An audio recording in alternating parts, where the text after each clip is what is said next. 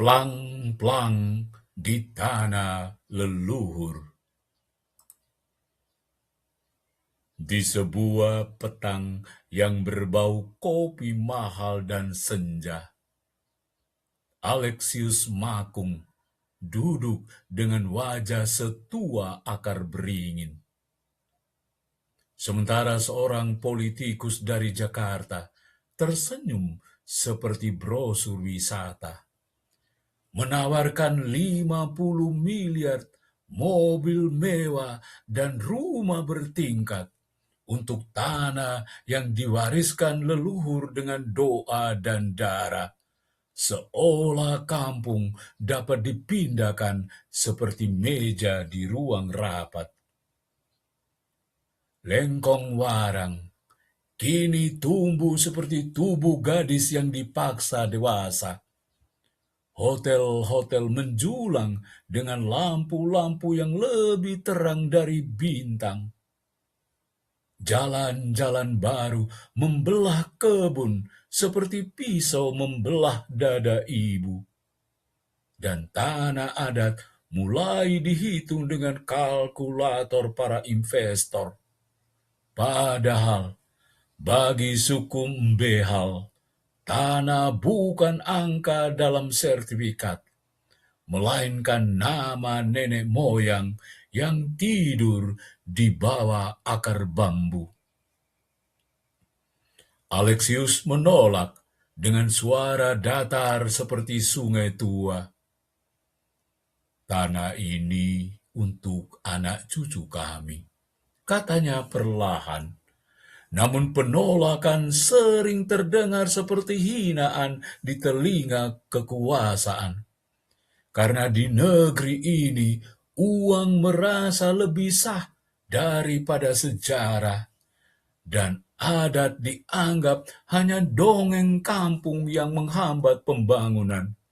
Sementara beton disebut masa depan dengan wajah yang sangat sopan. Beberapa minggu kemudian, seorang perwira datang membawa senyum kedua. Tawarannya lebih kecil, tetapi ancamannya terasa lebih besar. 4 miliar untuk 2 hektar. Harga yang bahkan kalah dari harga parkiran hotel. Tanah leluhur ditawar seperti membeli ayam di pasar pagi. Dan Alexius mulai mengerti. Mafia selalu datang dengan jas rapi. Jarang memakai topeng. Sebab hukum sering sudah menjadi saudaranya. Lalu plang-plang berdiri tanpa permisi di tanah orang lain. Tertancap seperti tombak di dada para pemilik ulayat. Nama politikus, jenderal, dan artis berkilau di atas papan seng. Sementara warga kampung membaca nasib mereka dengan gemetar. Sebab tiba-tiba tanah yang diwariskan turun-temurun berubah pemilik. Hanya karena tinta kantor lebih dipercaya daripada kesaksian leluhur. Sertifikat aspal lahir dari meja-meja yang dingin dan kenyang. Asli capnya, palsu nuraninya. Dokumen-dokumen dicetak seperti doa yang dipaksa berdusta. Dan orang-orang kecil mulai belajar bahwa hukum bisa bertelinga emas.